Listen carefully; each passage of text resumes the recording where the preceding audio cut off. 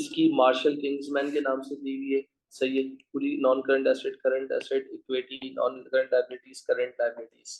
Additional information है, बोला है कि prepare statement to show the corrected profit और करेक्टेड बैलेंस शीट निकालनी है, यानी आपको करेक्टेड प्रॉफिट निकालना है और करेक्टेड बैलेंस शीट निकालनी है। अच्छा, सस्पेंस के इसके अंदर कोई सस्पेंस वगैरह की कोई चीज नहीं है। आपकी कोई एएस लेवल के अंदर इस तरह का क्वेश्चन भी आ सकता है और एंट्री फॉर्म में भी आ सकता है, वो डिपेंड करता है कि कंडीशन क्या है। यहाँ पर सबसे पहले देखो एडजस्टमेंट है, ये रही करेक्टेड प्रॉफिट से रिलेटेड। सबसे पहला, after preparation of the draft financial balance sheet few errors were found. सबसे पहला एरर आपके सामने क्या लिखा हुआ है, यहाँ पर आप देख सकते हो कि गुड्स इन इन्वेंट्री 30 अप्रैल। सही है। 30 April the value at 15,000 were found to be damage, the estimated net realisable value is 8,000। यानी जो आपकी गुड्स इन इन्वेंट्री 30 अप्रैल की जो इन्वेंट्री पड़ी थी, जिस उसमें आपकी गुड्स कितने वैल्यू हो रहे थे, 15,000 रुपए के वैल्यू हो रहे थे। सही है। मगर बाद में पता चला कि वो क्या हुए, डैमेज हो गए, खराब हो गए। और जब खराब हुए तो उसकी नेट रियलाइजेबल वैल्यू कितनी है, जाहिर सी बात है जब कोई चीज खराब हो गई है तब वो बिकने में तंग करेगी। मगर आप अपनी इन्वेंट्री में उसको कितना ले चुके हो, जब इनकम स्टेटमेंट बना रहे थे तो आप 10,000 कितने 15,000 से आप रिकॉर्ड कर चुके हो। हालांकि अब वो खराब हो चुके हैं, डैमेज हो चुके हैं, तो जाहिर सी बात है आप उसको आप प्रॉफिट इनकम स्टेटमेंट दोबारा उन्होंने बनाने का बोला है, नेट प्रॉफिट दोबारा निकालने का बोला है, तो इसको चीज को चेंज करोगे। जब चेंज करोगे तो जाहिर सी बात है उससे इन्वेंट्री की वैल्यू क्या हो जाएगी, गिर जाएगी। अब जब गिर जाएगी तो उससे प्रॉफिट पे भी क्या होगा, फर्क पड़ेगा। कितने से, यानी 15,000 रुपए की आपको रिकॉर्ड करनी थी, आपने, अब वो डैमेज हो गई, डैमेज होने के बाद उसकी वैल्यू कितनी हो गई, 8,000। तो 15 में से अगर मैं आपसे कहता हूँ 8,000 रुपये निकाल दो तो कितना हो जाएगा, 7,000 हो गया। इस सवाल में आपको प्रॉफिट कितना ऑलरेडी दिया हुआ है, 80,000 का मुझे ऑलरेडी प्रॉफिट दिया हुआ है। तो अब मैं दोबारा तो इनकम स्टेटमेंट नहीं बनाऊंगा ना, तो मैंने यहाँ पर क्या लिख दिया, पार्ट ए कितना प्रॉफिट दिया हुआ था मुझे, प्रॉफिट फॉर दी ये रही इन्वेंट्री कुछ 70,000 थी, तो इसका मतलब प्रॉफिट कितना गिवन है, 80,000 था। जब मैंने इसको एडजस्ट किया तो मैंने क्या कर दिया, less reduction in inventory. Include कितनी थी, 15,000 रुपये इंक्लूड थी, मगर उसमें से पता चला कि वो डिस्ट्रॉय हो गई है, खराब हो गई है, मगर वो बिक कितने की रही है, 8,000 की। तो 15 में से 8 निकाल दूंगा तो कितना बच जाएगा, 7,000 से मेरी रिडक्शन इन इन्वेंट्री हो जाएगी। एग्री। फिर मैं थोड़ा सा फर्दर जा रहा हूँ, यहाँ देख लीजिएगा, अगर थोड़ी सी कॉमन सेंस नाम की चीज है। Loan interest 4% per annum had been omitted from the account.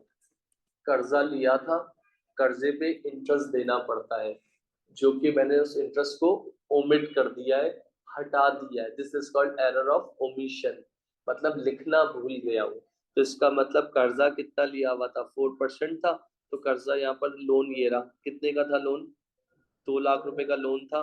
जरा चेक करना भाई, 2 लाख का, 1 मिनट बेटा, 2 लाख का हो गया 4%, कितना हो जाएगा जी बेटा, कितना, 8,000 हो गया। तो इसका मतलब ये प्रॉफिट में इंक्लूड नहीं है, ये वाला जो इंटरेस्ट है ये प्रॉफिट में इंक्लूड नहीं है। तो जाहिर सी बात है आप करेक्टेड बना रहे हो, तब तो क्या कर दोगे, इसको प्रॉफिट में इंक्लूड कर दोगे। तो इसका मतलब जब एक्सपेंस बढ़ता है तो प्रॉफिट क्या होता है, कम होता है। तो यहाँ पर मैंने क्या लिख दिया, लोन इंटरेस्ट कितना, 2 लाख का 4%, जो कि कितना आ गया, आप लोग बकौल आप लोगों के हिसाब से 4 2 8 माइनस कर दिया। एग्री।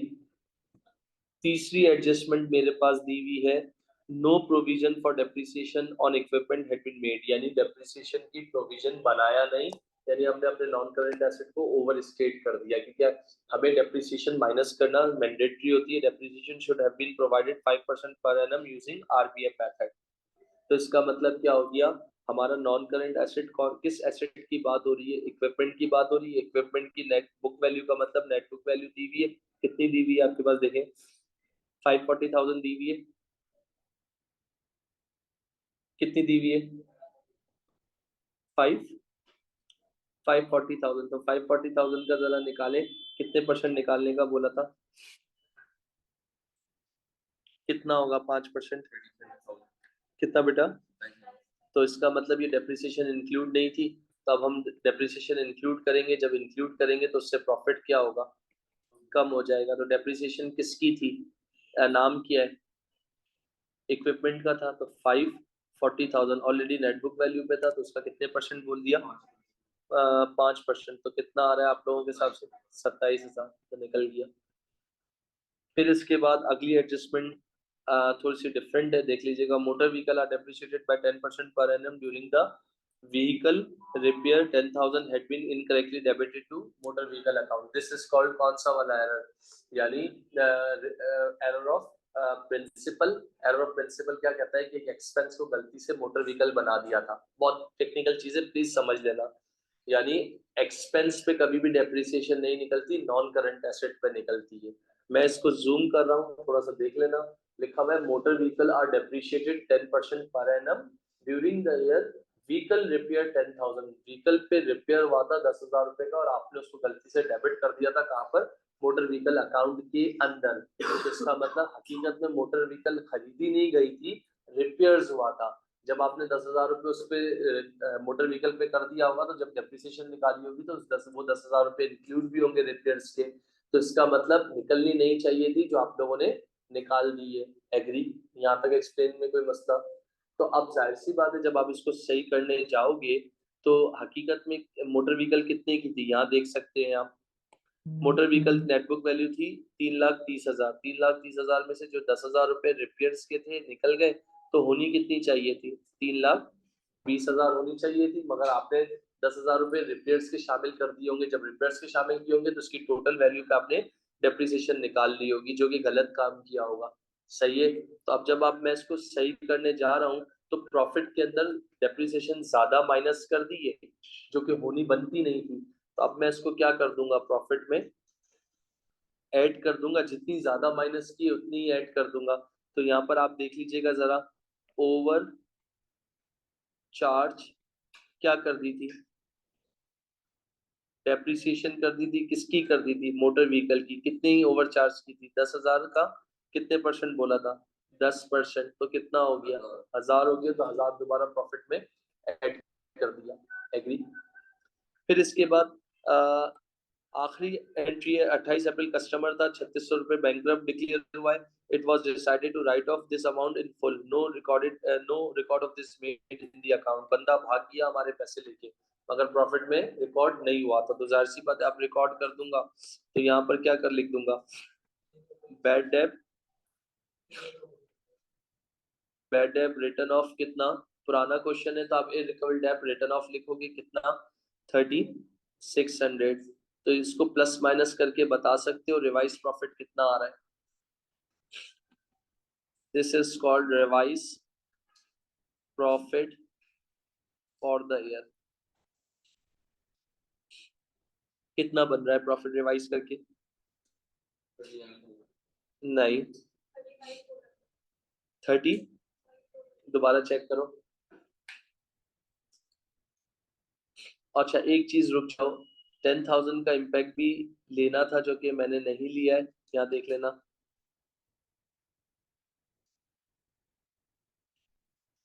10,000 रुपये हमने रिपेयर्स के नाम पे एक्सपेंस में ज्यादा शो करके रखे होंगे, तो उसको जाहिर सी बात है निकालना भी है। कितना, रिपेयर्स किस नाम से था, incorrectly debited to motor vehicle. तो 10,000 रुपये इधर से क्या कर दिए, जो बढ़ाए हुए थे एक्सपेंस में से, तो वो निकाल दिए। कितना हो गया, कितना बन रहा है, तो रिवाइज प्रॉफिट कितना आ गया,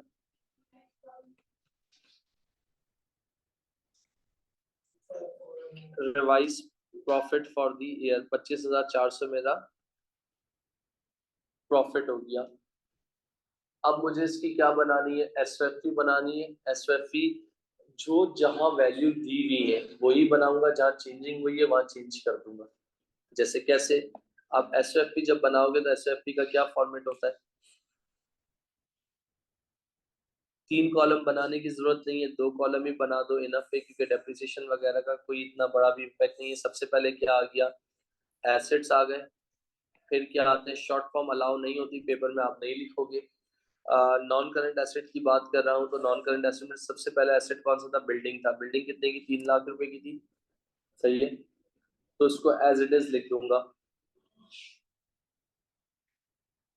नेटबुक वैल्यू पे थी, अगर चाहते हो तो बना लो, कोई मसला नहीं है।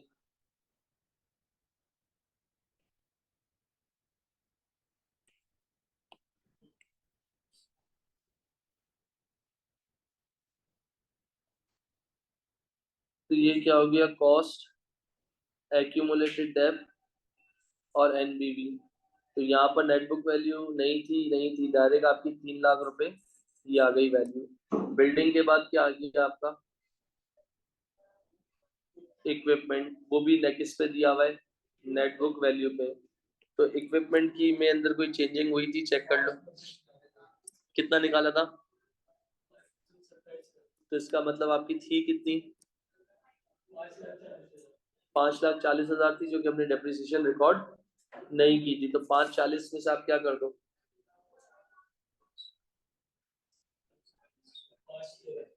5,40,000 माइनस 27,000 कितना हो जाएगा, तो 5,13,000 हो गई। और मोटर व्हीकल के अंदर भी कोई चेंजिंग हुई है मेरे ख्याल से, वो चेंजिंग क्या है, जी बेटा,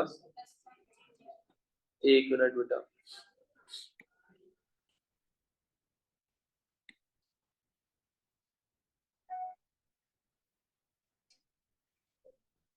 मोटर व्हीकल कितने की थी, 320 की थी, 330 की थी, जिसमें से 10,000 रुपए रिपेयर्स के फालतू के डले हुए थे, निकाल दो, एग्री। फिर इसके बाद यहाँ पर आप देख सकते हो 1,000 रुपए जो है डेप्रिसिएशन के ऐड कर दोगे। बहुत से बच्चों को ये बात समझ में नहीं आती कि ये क्यों कर रहे हो। 3,30,000 रुपए था, जिसमें से 10,000 रुपए रिपेयर्स के इंक्लूड थे, तो मैंने 10,000 रुपए निकाल दिए, तो मेरी नेटबुक वैल्यू कितनी हो गई, 320 हो गई।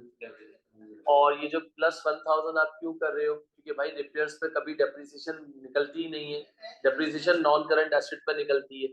तो इस वजह से मैंने इसको क्या किया है, ऐड किया है, कितने से ऐड कर दिया, 1,000 से। तो टोटल कितना हो गया, 3,21,000। मुझे इनका टोटल बता सकते हो कितना हो जाएगा, इनका टोटल बता सकते हो कितना हो जाएगा। 3 और 3 6 हो गया, 6 5 11 हो गया, 6 5 11, 11 21, 11 34। इसके बाद आप क्या हेडिंग डालते हो, शॉर्ट फॉर्म नहीं लिखोगे, पूरा लिखोगे करंट एसेट्स। अब करंट एसेट में सबसे पहले सवाल में देख लो, इन्वेंट्री। इन्वेंट्री कितनी थी आपके पास, 70,000 रुपए थी, मगर 70,000 रुपए का मतलब हो गया आपने 15,000 की जो इन्वेंट्री डैमेज थी, जो कि डाली हुई थी मगर वो खराब हो गई थी। अब वो 15 की नहीं बिकेगी, अब वो कितनी की, 8 की बिकेगी। तो डिफरेंस लेके क्या करना था, कम करना था। तो कितना कम करना था आपके पास, तो अगर मैं इन्वेंट्री की बात कर रहा हूँ, तो इन्वेंट्री कितनी थी मेरे पास, 70 में से 7 निकाल दो, कितना बच जाएगा, 63,000। फिर ट्रेड रिसीवेबल्स में आ जाओ, ट्रेड रिसीवेबल्स कितने थे मेरे क्वेश्चन में, जी बेटा,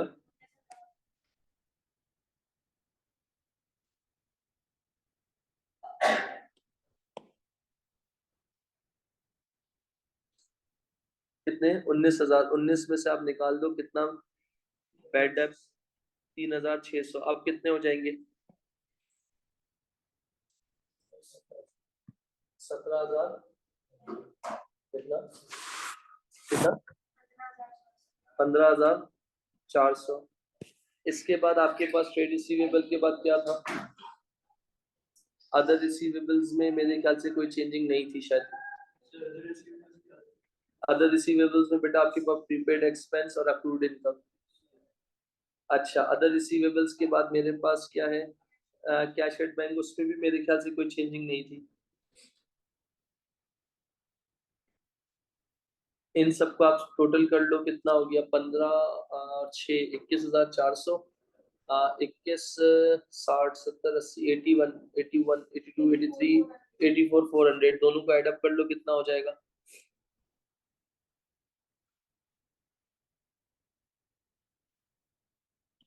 तो ये आपके क्या कहलाएंगे,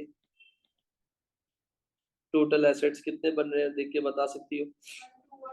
1218,400। फिर आप क्या हेडिंग डाल दोगी? इक्विटी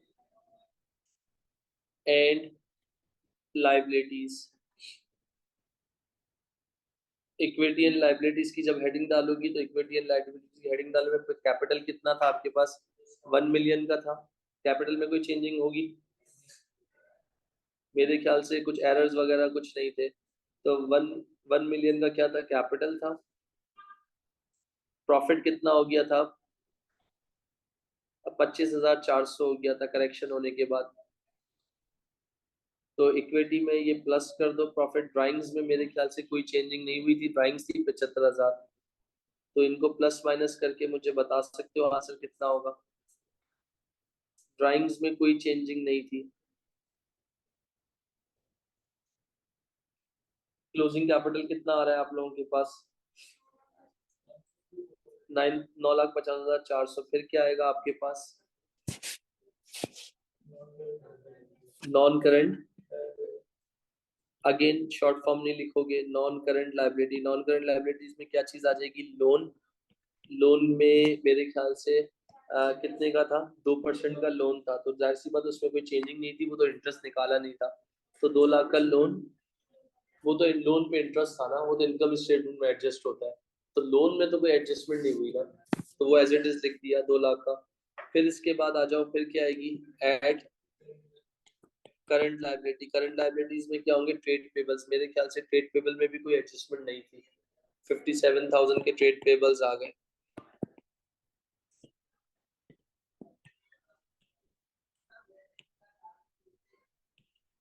ट्रेड पेबल के बाद क्या आ गया? अदर पेबल में भी मेरे ख्याल से होगी।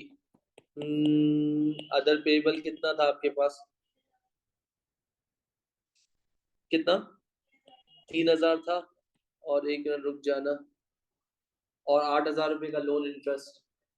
क्योंकि जाहिर सी बात है, जब एडजस्ट ही नहीं हुआ था तो एक्सपेंस में बनाया था, और वो इंटरेस्ट हमने पे नहीं किया था, तो वो भी किस में आ जाएगा?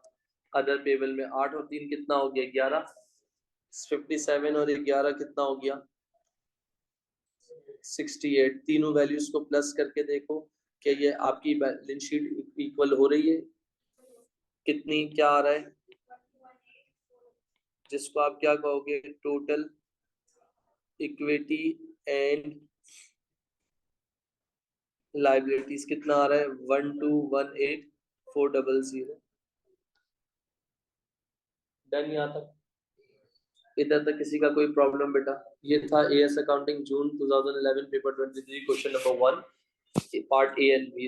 रिवाइज प्रॉफिट निकालना था और इनकम स्टेटमेंट बैलेंस शीट निकालनी थी। आपके पास नवंबर 2012 paper 22 question number 1, question number 2 D and E. Again error से रिलेटेड सवाल है। एक एरर का क्वेश्चन कर लिया आप लोगों ने कौन सा वाला? ड्राफ्ट फाइनेंशियल स्टेटमेंट वाला। और दूसरा आपने कौन सा कर लिया? एसएफटी वाला। यहाँ पर आपके पास ये जो पुराना क्वेश्चन है, न्यू सिलेबस के हिसाब से आप लोगों के कोर्स में एडमिशन, रिटायरमेंट, डिसोल्यूशन नहीं है, सिर्फ बेसिक्स ऑफ पार्टनरशिप है। मगर ये जो वो क्वेश्चन है जिसमें आपके पास क्या दिया हुआ है, जिसमें आपके पास आमिना इन जुलाई 2012 आमिना निजाम एंड सारा discovered several error that he had made in their account. Their trial balance failed to agree and the balance was entered to screen show नहीं हो रही।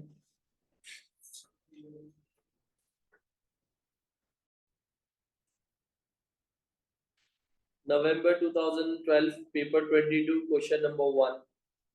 दो तरह के एरर्स होते हैं, एरर अफेक्टिंग होते हैं और एरर्स नॉट अफेक्टिंग होते हैं। यहाँ पर हमें नहीं पता, जब आप पढ़ोगे तो खुद को समझ में आ जाएगा कि ये अफेक्टिंग एरर्स है या नॉट अफेक्टिंग है। आमिना निजाम सारा 3 बंदियां थी जो पार्टनरशिप कर रही थी, और अचानक उनको पता चला कि भाई ट्रायल बैलेंस आपका एग्री नहीं है और वहां पर सस्पेंस खुल चुका है। फर्स्ट लिखा हुआ है revenue account had been overcast by. अब आप खुद जब पढ़ोगे आपको पता चल जाएगा कि वो अफेक्टिंग एरर है या नॉट अफेक्टिंग एरर है। सबसे पहले आपके पास इन्होंने क्या दिया? Part D. क्या वर्ड कह रहा है? Revenue account had been overcast by 18,200, यानी रेवेन्यू का जो अकाउंट है वो ओवरकास्ट हो गया 18,200 से। ओवरकास्ट मींस बढ़ गया है विदाउट एनी रीजन। तो अब जाहिर सी बात है, इस जो अकाउंट रेवेन्यू का बढ़ा है मुझे उसको क्या करना पड़ेगा, कम करना पड़ेगा। रेवेन्यू बढ़ता है तो क्रेडिट होता है, कम होता है तो डेबिट होता है। तो इसका मतलब अब यहाँ पर मैं क्या करूंगा, रेवेन्यू अकाउंट जो मैंने बढ़ा दिया था अब मुझे इसको क्या करना है, कम करना है। तो रेवेन्यू को मैंने क्या कर दिया, 18,200 से डेबिट कर दिया। तो क्रेडिट करने के लिए कुछ ना कुछ तो करना पड़ेगा ना। तो मैंने यहाँ पर क्या ओपन कर दिया, सस्पेंस ओपन कर दिया। कितने से, 18,200। Suspense is a temporary account, जब तक वो ओपन रहता है, जब तक कि आपका टी अकाउंट या ट्रायल बैलेंस बैलेंस नहीं हो जाता, रेक्टिफाई नहीं हो जाता, एरर मिल नहीं जाता, तब तक सस्पेंस ओपन रहता है। Suspense account has no nature. Suspense account की कोई नेचर नहीं होती। जिस अगर डेबिट पे सस्पेंस खुल रहा है तो विच मींस कि हम उसको करंट एसेट में ट्रीट कर देंगे, अगर क्रेडिट पे खुल रहा है तो हम उसको करंट लायबिलिटीज में ट्रीट कर देंगे। फिर उसके बाद नीचे पॉइंट नंबर 2 आप लोगों के पास लिखा हुआ है, डिस्काउंट रिसीव 9,600 था, उसको गलती से डेबिट साइड पे डिस्काउंट अलाउ में डाल दिया है। भाई डिस्काउंट रिसीव एक क्रेडिट है यानी इनकम है, और डिस्काउंट अलाउ डेबिट यानी एक्सपेंस है। ये जो सेंटेंस का मतलब हमें समझ में आ रहा है कि डिस्काउंट रिसीव 9,600 को गलती से हमने डिस्काउंट अलाउ के अकाउंट में क्या कर दिया, डेबिट कर दिया। करना क्या था, हमने क्रेडिट करना था, मगर हमने क्या कर दिया है, डेबिट कर दिया। मतलब डिस्काउंट रिसीव मिलना था, बल्कि उल्टा हमने उसको अलाउ के नाम अलाउ कर दिया, बढ़ा दिया। मतलब अलाउ एनी एक्सपेंस बढ़ा दिया। तो इसका मतलब अब इसकी करेक्शन करनी है, तो जब इसकी करेक्शन करूंगा तो इसका मतलब पॉइंट नंबर 2 पे जब मैं आऊंगा तो डिस्काउंट रिसीव जिसको बढ़ाना था हम लोगों ने बढ़ाया नहीं, उसकी जगह डिस्काउंट अलाउ को बढ़ा दिया। तो एक मर्तबा जिस डिस्काउंट अलाउ जो बढ़ाया था ना उसको क्या कर दूंगा, कम कर दूंगा। कितने से, 9,000। तो इफेक्ट क्या हुआ, खत्म होगा। और फिर डिस्काउंट रिसीव को क्या कर दूंगा, बढ़ा दूंगा। कितने से बढ़ा दूंगा, 9,600 से। तो इसका मतलब सस्पेंस ओपन हो गया। सस्पेंस कितने से ओपन हो गया, 9 9 18, 18,000 19,200। तीसरा एरर आपके पास है, सिमोन नाम, सिमोन डेटर, यानी सिमोन मेरा एक डेटर है, यानी कस्टमर था, क्रेडिट कस्टमर था। उसने मुझे पे किया चेक से। तो अगर इसकी जर्नल एंट्री बनाने जाता तो मैं क्या बनाता, सिमोन मुझे पे कर रहा है तो मेरे पास क्या आ रहा है, पैसा आ रहा है, यानी बैंक डेबिट। और सिमोन यानी मेरे ट्रेड रिसीवेबल्स क्रेडिट। ये एंट्री मेरी बननी चाहिए थी अगर देखा जाए तो। अच्छा, मगर हकीकत में हुआ क्या है, टू क्लियर हिज अकाउंट सही है, his account had been credited for this amount but no entry made in the cash book. मतलब अगर एंट्री बननी चाहिए थी बैंक डेबिट सिमोन क्रेडिट, ये एंट्री बननी चाहिए थी, मगर अकाउंटेंट ने क्या बना दी है, हेल्प कर सकते हो। अकाउंटेंट ने एंट्री क्या बना दी है, यहाँ पर मैंने बना के भी आप लोगों को दिखा दी, बैंक डेबिट सिमोन क्रेडिट। अब सुनना, अगर मैं आपसे एक जनरल जनरल बात करता हूँ कि his account had been credited for this amount और but no entry had been made. दिमाग दिमाग चलाओ। ये एक अकाउंट बन गया, ये अकाउंट बन गया। ये किसका नाम दे दिया, इसको मैंने बैंक यानी कैश बुक बोल दिया, इसको मैंने क्या बोल दिया, सिमोन बोल दिया। तो बैंक डेबिट हो रहा है तो सिमोन में क्या होना चाहिए था, क्रेडिट होना चाहिए था। और सिमोन क्रेडिट हो रहा है तो बैंक में क्या होना चाहिए था, ये एक्चुअल हकीकत होनी चाहिए थी, मगर हुआ क्या है। His account had been credited for this amount. His account, his मतलब सिमोन का अकाउंट क्या हुआ है, क्रेडिट हुआ है, जो कि सही हुआ है। तो इसका मतलब इस जगह पे कोई भंड नहीं है, इस अकाउंट में कोई भी भंड नहीं है, एग्री। मगर but no entry had been made in the. तो इसका मतलब ये जो कैश बुक है, कैश बुक में एंट्री बननी चाहिए थी मगर नहीं बनी ना। तो इसका मतलब कैश बुक में सिमोन होना चाहिए था मगर नहीं हुआ। तो इसका मतलब हमने क्या किया, एक इम्पैक्ट लिखा है दूसरा नहीं लिखा।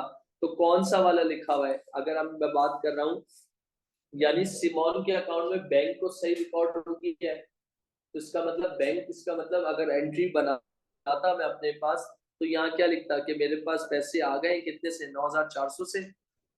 और बैंक के अकाउंट में सिमोन क्या होना था, डेबिट होना था, जो अनफॉर्चुनेटली नहीं हुआ। यानी बैंक के अकाउंट में किसको नहीं लिखा हमने, सिमोन को नहीं लिखा ना। तो इसका मतलब जाहिर सी बात है, इस एरर को ढूंढने के लिए आप क्या करेंगे, तो इसका मतलब बैंक हमने क्या कर दिया, डेबिट कर दिया, और बदले में सस्पेंस को हमने क्या कर दिया, क्रेडिट कर दिया 9,400 से। ये 3 एंट्रीज थी, बन गई। उसके बाद उन्होंने हमसे क्या मांगा है, बोला था जनरल एंट्रीज बनाओ, नरेटिव्स आर नॉट रिक्वायर्ड। फिर उसके बाद बोला था सस्पेंस अकाउंट बना दो, और जो भी सस्पेंस अकाउंट का बैलेंस आता है उसको मेंशन कर दो। तो ये लो सस्पेंस अकाउंट बनाने जा रहा हूं। ये बन गया तुम्हारा सस्पेंस अकाउंट। कौन सा पार्ट है? पार्ट ई। पार्ट ई में मैंने सस्पेंस बना लिया। अब सस्पेंस का मतलब हो गया ऊपर कोई बैलेंस वैलेंस दिया हुआ नहीं था, रेवेन्यू डेबिट हो रहा है। तो यहाँ क्या हो जाएगा? कितने से? डिस्काउंट अलाउ और रिसीव क्रेडिट हो रहे थे, तो यहाँ क्या हो जाएंगे? कितने से?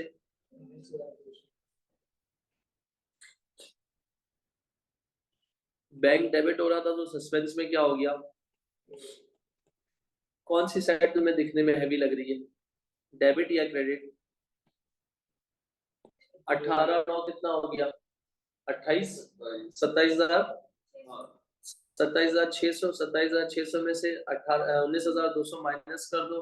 तो डिफरेंस इन ट्रायल बैलेंस कितना बन रहा है?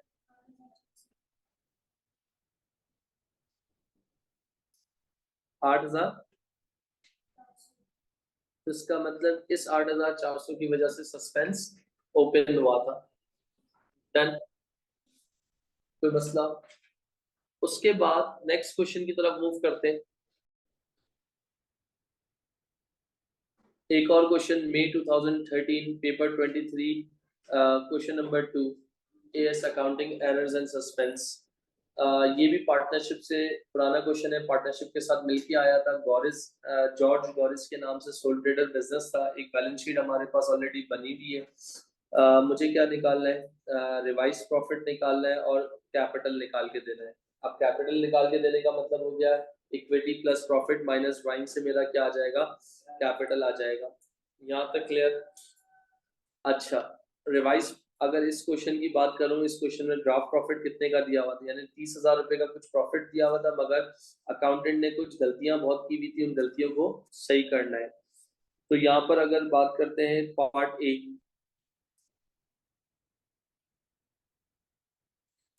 कितना प्रॉफिट दिया हुआ है आपको? 30,000 रुपए का आपको क्या दिया हुआ है? प्रॉफिट दिया हुआ है, जो कि कितना है? अच्छा, पहली एंट्री उधर लिखी हुई है कि provision for depreciation motor vehicle पे निकालना था, मगर जो हम चार्ज करना भूल गए। डेप्रिसिएशन कितनी चार्ज होनी है? 10% of net book value at year end. तो मोटर व्हीकल की बात हो रही है, ये रही 35,000 रुपए की। सही है। तो 35,000 रुपए की डेप्रिसिएशन हम लोगों ने चार्ज करनी थी, जो कि अनफॉर्चुनेटली भूल गए थे। तो अब जाहिर सी बात है, जब चार्ज करेंगे तो उससे प्रॉफिट क्या होगा? कम हो जाएगा। तो डेप्रिसिएशन किस पे चार्ज कर रहा हूँ? मोटर व्हीकल की चार्ज कर रहा हूँ। 35,000 का 10% कितना हो गया? 3,500। प्रॉफिट कम हो जाएगा। फिर उसके बाद दूसरी एंट्री क्या है? आपके पास इन्वेंट्री है जो इंक्लूड है, कॉस्ट प्राइस 9,500 रुपए की। इन्वेंट्री आपके पास इंक्लूड है, जो कि कितनी है? 9,500 रुपए की है। ऑलरेडी इंक्लूड है, पता चला है कि वो डैमेज हो गई है। किसमें इंक्लूड है? इसमें इंक्लूड है। अब जब डैमेज हो गई तो कोई बंदा उसको पूरे पैसे तो हमें देगा नहीं। तो इसका मतलब according to prudence concept inventory should be recorded lower of cost और एनआरवी। तो इसका मतलब अब वो बिकेगी कितने की? कितनी उसकी वैल्यू होगी एस्टिमेटेड? 2,000 रुपए नेट रिलाइजेबल वैल्यू। तो इसका मतलब ऊपर हुई भी कितनी है? 9,500 से गई हुई है। तो यहाँ पर क्या करूंगा? Less reduction in inventory. 9,500 में से 2,000 को निकाल दूंगा, तो कितना हो जाएगा? 7,500। तो उससे मेरा प्रॉफिट क्या हो जाएगा? कम हो जाएगा। फिर उसके बाद आ जाओ जरा, परचेज इनवॉइस थी 2,000 रुपए की, यानी परचेजेस को मैं लिखना ही भूल गया। परचेजेस को जब लिखना भूल गया तो उससे मेरा प्रॉफिट क्या हुआ होगा? बढ़ा हुआ होगा। अब याद आया तो परचेजेस को क्या कर दूंगा? कम कर दूंगा। तो कितने से कम कर दूंगा? परचेज इनवॉइस ओमिशन थी, तो अब इसको क्या कर दूंगा? रिकॉर्ड कर दूंगा। तो कितने से रिकॉर्ड कर दूंगा? 2,000 से।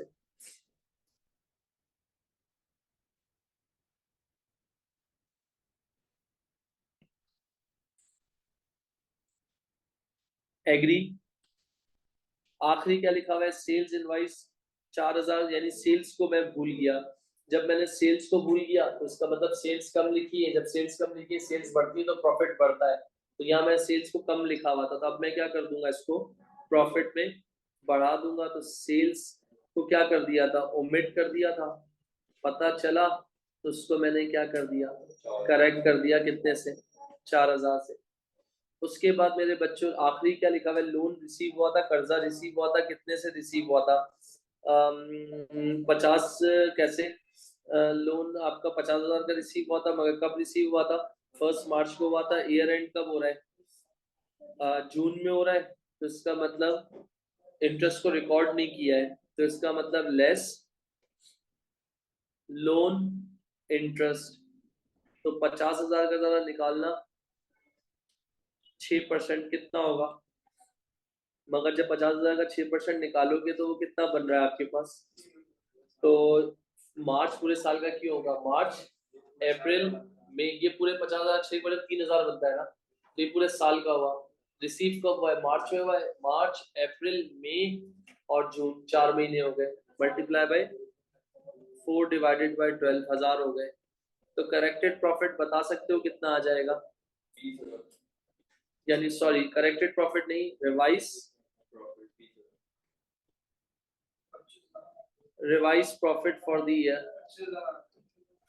चेक कर लीजिए कितना आ रहा है,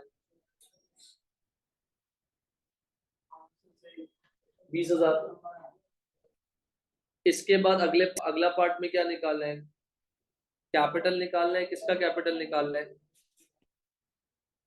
ग्रॉस का। तो कैपिटल कैसे निकालते हैं, ओपनिंग कैपिटल दिया हुआ है सवाल में, कितने का दिया हुआ है, 90,000 का दिया हुआ है।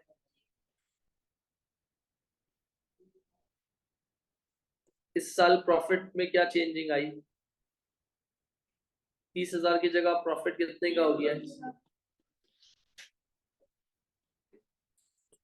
और फिर ड्राइंग्स में कोई चेंजिंग थी, ड्राइंग्स इधर 2,000 है तो 2,000 ही रहेंगी, कोई एडजस्टमेंट तो थी नहीं। 90 प्लस 20, 1 10 हो गया, 1 10 में से 2 निकाल दो, कितना बच जाएगा, आप लोग कह रहे हो कि कितना, 1 8 का क्या हो रहा है आपका, ये कौन सा कैपिटल कहलाएगा, क्लोजिंग कैपिटल। इस तरह के सारे क्वेश्चंस आपको एरर्स के हैं करने। आज रात की क्लास में इंशाल्लाह अल्लाह ने चाहा आज कोशिश है कि एएस की कॉस्टिंग स्टार्ट करूं, एब्जॉर्प्शन कॉस्टिंग 12:30 1 बजे के बीच में लिंक भेज दूंगा। यार वो इंटरनेट का जमशेद रोड पे था, इंटरनेट का इशू था, और बच्चे के यहाँ पर भी मेरा अपना इंटरनेट बंद हो गया था, इस वजह से जो एएस के बच्चे हैं वो इस मीटिंग को लीव कर दें, 2 मिनट बाद A2 वाले बच्चे ज्वाइन कर लें। तो A2 वाले जो बच्चे ज्वाइन करेंगे तो उस पर इनको, और एएस के बच्चे अपने और क्वेश्चंस कंप्लीट कर ले एरर के, और A2 के बच्चे ज्वाइन कर ले, उसमें से आज देख लेते हैं, कुछ बजटिंग रिवाइज कर लेते हैं, या बजटिंग का पास पेपर कर लेते हैं, या कैश फ्लो का कर लेते हैं। Thank you, Allah Hafiz.